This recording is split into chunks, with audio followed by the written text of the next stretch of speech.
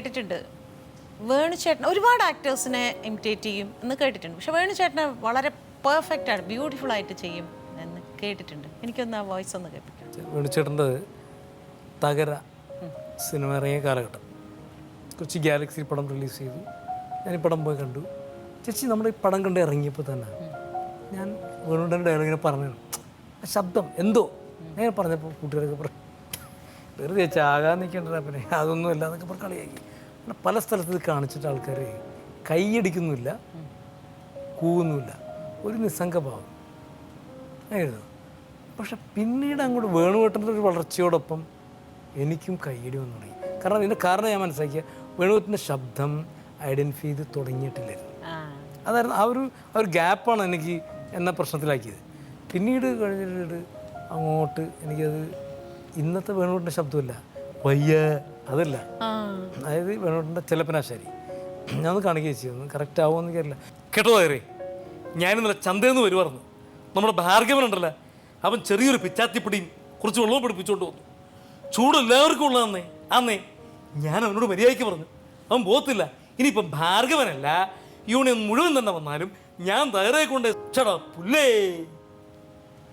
ഇത് കേൾക്കുമ്പോഴാണ് വേണുചേട്ടൻ എന്തുമാത്രം മാറിയല്ലേ അന്നത്തെ ഇന്നത്തെ വേണുചേട്ടനും തമ്മിൽ. അതിനകത്ത് വേണുവിൻ്റെ ഒരു കൊസ്രാക്കുള്ളി എന്ന് പറയില്ലേ, കീ കൊടുക്കുന്ന ആളല്ല മറ്റേ തകരയ്ക്ക്.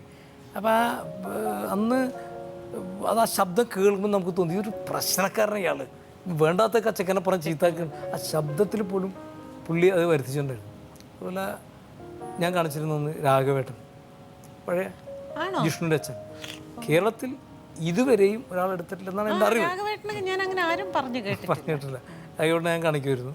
അപ്പോൾ അന്ന് ഇതുപോലെ ഞാൻ ഒരിക്കലും മമ്മൂക്കട്ടെ കാണിച്ചിട്ടുണ്ട്, ഷറഫ് ഖാൻ, അങ്ങനെ പലരും ഞാൻ കാണിച്ചിട്ടുണ്ട്. സ്റ്റേജിൽ ഇപ്പോൾ കുറേ പേര് ഇപ്പോൾ മിന്നുകെട്ട് സീരിയലൊക്കെ വന്നപ്പോൾ രാഘവേട്ടൻ്റെ ഇപ്പോഴത്തെ ഈ തലമുറയ്ക്കും ഏതാണ്ട് മനസ്സിലായി. അപ്പോൾ ഞാൻ രാഘവേട്ടൻ്റെ മാലതി, നിനക്കൊരു ധാരണയുണ്ട്, ഞാൻ വെറും ഷണ്ഠനാണെന്ന്, നീ പഠിച്ചു മിടുക്കനാവണം. അന്നത്തെ ഒരു ഈ അടുത്ത് ഇപ്പോൾ ഞങ്ങൾ മിന്നുകെട്ടിന് ശേഷം എടുക്കുന്ന ഒരു സീരിയലുണ്ട്, നാദസ്വരം. അല്ല ഞങ്ങളിപ്പോൾ ഞാൻ രാഘവേട്ടൻ പറയുമ്പോൾ ഹനീഫയെ ഞാൻ കേട്ടു, ഹനീഫ എവിടെയോ ഇത് കാണിച്ച് കൈയടി കിട്ടിയത്. അപ്പോൾ ഞാൻ പറഞ്ഞു കേട്ടാ, അത് രാഘവേട്ടനെ പരിചയപ്പെടുന്നതിന് മുമ്പേ ഞാൻ കാണിക്കുമായിരുന്നു. എനിക്ക് ആ ശബ്ദം ഭയങ്കരമായിട്ട് ഇഷ്ടമാണ്. ഓരോ ആക്ടറേയും എവിടെയോ ഒരു സംഭവം നമ്മൾ മൈന്യൂട്ടായിട്ട് ശ്രദ്ധിച്ചാൽ നമുക്ക് വോയിസ് ചേഞ്ച് കിട്ടുമോ? നമ്മൾ ചില അതിൽ എനിക്ക് തോന്നുന്നു രാഘവേട്ടൻ്റെ എനിക്ക് തോന്നിയത് എവിടെയോ ഒരു നേസിൽ വരുന്നുണ്ട് അല്ലേ, നാസികാസ്വരം കൂടുതലാണ്. അതെ. അതുപോലെ ഇപ്പോൾ ഞാൻ കാണിച്ചിരുന്ന പറയുന്നത് ഇപ്പോൾ സത്യൻ മാഷ കാണിക്കും. ഇപ്പം ഇന്നിപ്പോൾ കാണിക്കുന്നത് ഞാൻ വേറെ രീതിയിൽ പറയല്ലേ, ഇവരല്പം വൾഗറായിട്ടാണ് കാണിക്കുന്നത്.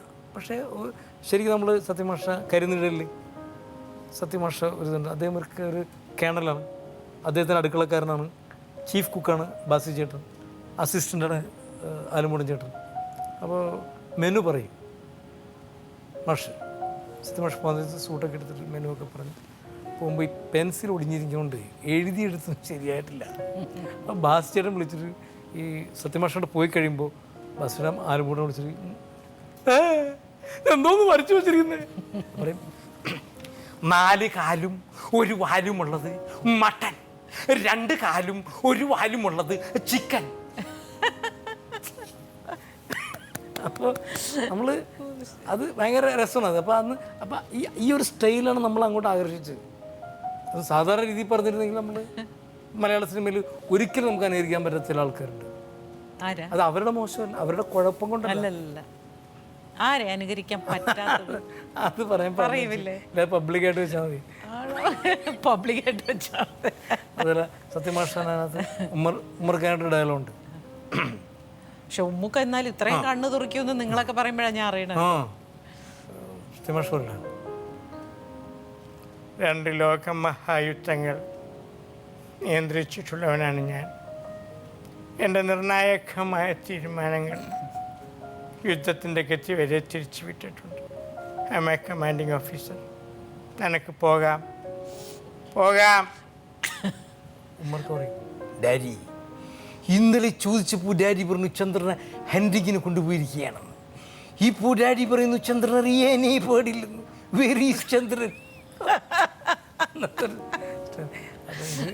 കാലത്തെടുത്തിരുന്നതാണ്. അന്ന് ഓക്കെയാണ്, ഇന്ന് ഓക്കെ ആവില്ല. പിന്നെ ചേച്ചിക്ക് വേണ്ടി ഇടുന്നുള്ളൂ. അയ്യോ സന്തോഷം. ഞാൻ നല്ലോണം എൻജോയ് ചെയ്തു കേട്ടോ. പല മിമിക്രി കലാകാരന്മാർ പക്ഷെ ഞാൻ ഇത്രയും എക്സ്പെക്ട് ചെയ്തില്ല അനിഫ് ഇത്രയും ബ്യൂട്ടിഫുൾ ആയിട്ട് ഇത് ചെയ്യുന്നത് ചെയ്യും എന്ന് ഞാൻ ഒരിക്കലും പ്രതീക്ഷിച്ചില്ല. എന്താ മധുസാറിൻ്റെ ഒരു നമുക്ക് തന്നെ സ്വയം പെർഫെക്റ്റ് ആണെന്ന് തോന്നുന്നേ ചെയ്തിട്ടുള്ളൂ. തുളസി, ഇന്നെൻ്റെ വിവാഹത്തിൻ്റെ ആദ്യ രാത്രിയാണ്. എന്നെ സംബന്ധിച്ചിടത്തോളം ഇതൊരു കാലരാത്രിയാണ്. ഞാൻ സ്നേഹിച്ച പെണ്ണിനെ എനിക്ക് വിവാഹം ചെയ്യാൻ സാധിച്ചില്ല. ഞാൻ വിവാഹം കഴിച്ച പെണ്ണിനെ എനിക്ക് സ്നേഹിക്കാനും സാധിച്ചില്ല. എല്ലാം വിധി.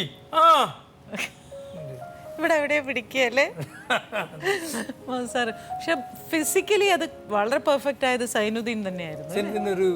ഒരു ബോഡി ഏകദേശം അതുപോലെയുള്ള അതുപോലെ ഇതുണ്ട്. എനിക്കൊന്ന് ഈ ചെയ്യുന്നവർക്ക് ശരീരവും കൂടെ ഏകദേശം അതുമായിട്ട് വന്നാൽ കറക്റ്റ് അവരുടെ ആകാരം കൂടി അതിനെ സഹായിക്കണം. പക്ഷേ ഞാൻ പറഞ്ഞുതരാം, ഇപ്പോൾ ഞാൻ KP ഉമ്മർ ചെയ്യാന്ന് പറഞ്ഞിട്ടുണ്ടെങ്കിൽ ആനയും ആടും പോലെയാണ്. നമുക്ക് ഒരു ഭയങ്കര KP ഉമ്മറായി.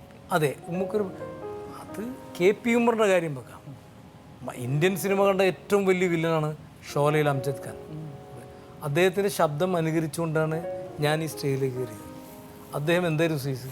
പക്ഷെ അന്ന് പലപ്പോഴും എനിക്ക് കിട്ടിയിരുന്നത് അയ്യോ പാവം ഉണ്ട് അവൻ്റെ വായി അവസാനം എന്നെ കാണുമ്പോഴേ ഇതിനേക്കാളും പകുതി കീറിയ രൂപമാണ്. അന്ന് 15 വയസ്സ് 16 വയസ്സ്. അന്നപ്പോൾ ആൾക്കാർക്ക് ഒരു സിമ്പതി ഇത്രയുള്ളതാണ്. അപ്പോൾ അതും നമ്മൾ കാണിച്ചിട്ടുണ്ട്. അപ്പോൾ അതൊരു പ്രശ്നമല്ല, അതല്ല പ്രശ്നം. നമ്മൾ കാണിക്കുന്നപ്പോൾ ഒരു ആർട്ടിസ്റ്റ് ഇപ്പോൾ ചേച്ചി നമ്മൾ കണ്ട് ചേച്ചിയുടെ ചലനങ്ങൾ എല്ലാം നമ്മുടെ ഉള്ളിൽ കയറി നമുക്ക് ചേച്ചി ഒന്ന് കാണിക്കണമെന്ന് തോന്നുമ്പോൾ ചേച്ചി ഉള്ളിൽ വരും.